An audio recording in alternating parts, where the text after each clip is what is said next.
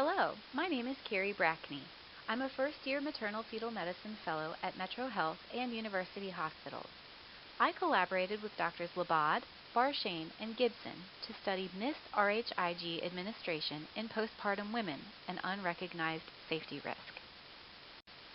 Maternal fetal alloimmunization is a rare but potentially fatal event that occurs when an Rh-negative mother is exposed to Rh-positive fetal erythrocytes presenting the D antigen.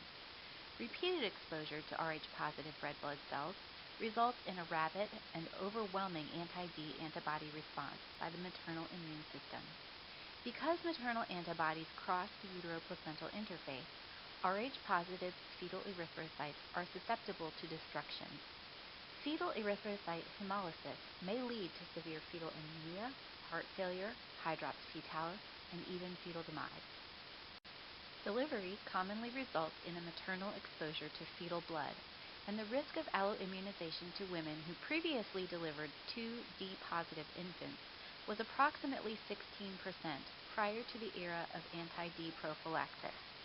This prophylaxis can be achieved by administration of anti-D immune globulin, a human plasma derivative, to Rh-negative women with Rh-positive infants.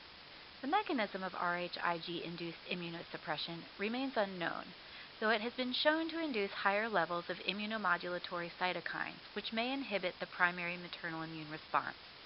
Despite its unclear mechanism, postpartum anti-D prophylaxis is highly effective and results in a 1 to 2% rate of alloimmunization.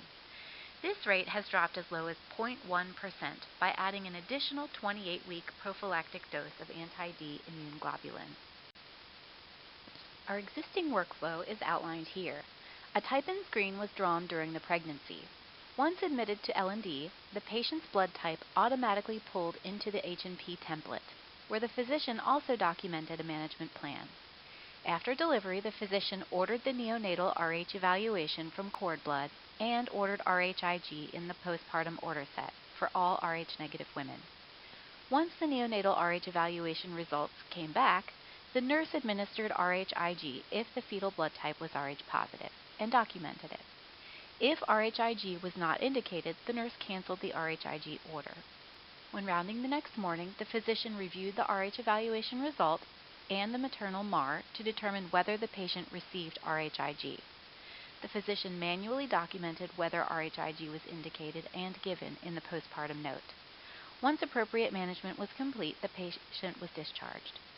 We found that it was burdensome for physicians to navigate to the neonate's lab results, the mother's MAR, and the postpartum note. We sought to consolidate this specific portion of the workflow. We also wanted to create a safety net that would catch any potential errors. Our institution has a highly reliable process by which we routinely administer anti-D immune globulin to indicated patients. But we suspected that there may be a small number of patients who did not receive prophylaxis as indicated. We believe that all indicated patients should be offered RHIG prophylaxis, given its clear benefit in future pregnancies with minimal risk to mothers. However, it is unlikely that any institution reaches 100% compliance. A 2014 study revealed that 41% of women with new RHD sensitizations had previously missed appropriate anti-D prophylaxis, despite recognition of a sensitizing event. In spite of this worrisome finding, the rate of postpartum anti-D prophylaxis is thus far undocumented in the medical literature. Our aim was to establish our institutional rate of indicated anti-D prophylaxis and examine the current workflows and alerting mechanisms, so that we could determine whether and where there is opportunity for improvement. These were our methods. After receiving approval from the Metro Health Institutional Review Board, we performed a retrospective chart review using electronic health record data from inpatient women hospitalized for delivery. We identified all Rh-negative women who delivered infants at the Metro Health Medical Center between July 2014 and July 2019.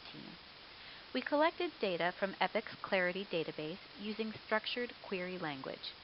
Random data validation was performed for 1% of all maternal Rh-negative mother-baby pairs. For each Rh-negative mother, our query identified her associated neonates, the blood type of each mother and neonate, the delivery date and time, the RHIG administration date and time. From that query, mothers who did not receive RHIG within 72 hours of delivery were identified as potential misses. Individual charts were then reviewed to determine whether potential misses identified by our query were true cases of missed prophylaxis. Once true misses were confirmed, both maternal and neonatal charts were reviewed by the investigators to evaluate for potential etiologies for missed RHIG administration. These are our results. There were 15,144 deliveries between July 2014 and July 2019 at Metro Health Medical Center. 1,488 mothers, or 9.6%, were Rh negative.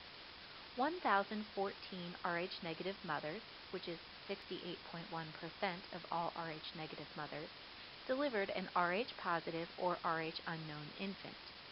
2 of the 1,014 Rh negative women were previously alloimmunized, so 1,012 or 68.0% of Rh negative women had an indication for postpartum RHIG prophylaxis. 7 of the aforementioned women did not receive it as indicated, which accounts for 0.69% of Rh negative women who had an indication for postpartum RHIG prophylaxis. Therefore, 7 per 1,000 Rh positive babies born to Rh negative mothers would be missed. 5 women, which is 0.29% of Rh negative mothers with an indication for prophylaxis, declined postpartum administration after appropriately documented counseling.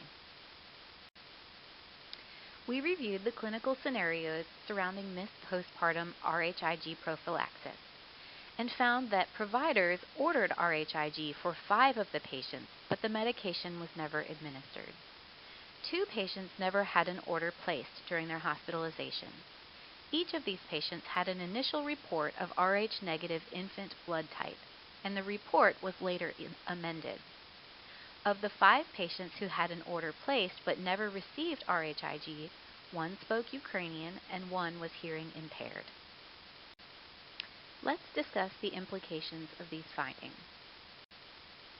Because Rh alloimmunization can have devastating results in future pregnancies, we believe that hospitals should work toward the goal of no missed RHIG prophylaxis when indicated. Most quality efforts are aimed toward commonly occurring problems, and this study is unique in that it focuses on a rare event. To our knowledge, there are no previously published rates of missed postpartum RHIG prophylaxis. Nearly 1 in 10 of our patients are Rh negative. Approximately 2/3 of those women have Rh positive babies and could be affected by errors in RHIG administration. Thus, this error has the potential to affect many women in our institution. Because our team is vigilant about RHIG administration, our overall rate of missed RHIG administration is quite low. We were pleased to see that our clinical team has done an excellent job of providing anti-D immune globulin when indicated. However, human error will always exist, and there are opportunities for improvement. Analogous to Reason's Swiss cheese model, there are rare but clinically significant holes in our system. Electronic support can prove useful in these high-risk but uncommon scenarios. Based on the existing workflow, a postpartum RHIG prophylaxis toolkit was developed, consisting of a decision support BPA tool, an automatic documentation phrase in the postpartum rounds note templates, and a reporting system for tracking the advisory firings and missed RHIG prophylaxis rates. This slide outlines our new workflow. The documentation phrase in the postpartum rounds notes automatically documents the maternal blood type, the neonatal blood type, and whether RHIG has been administered during this hospital stay. The BPA tool was created to pop up for both physicians and nurses when an indicated patient without RHIG administration reached either 72 hours postpartum or a discharge order was placed on her chart, whichever came first. We believe that the combination of clinical vigilance, automatic documentation phrases, best practice advisory tools, tracking systems, and reporting systems is a strategy that will be simple to replicate in most electronic medical record platforms and could assist other institutions to identify and improve their missed RHIG prophylaxis rates as well.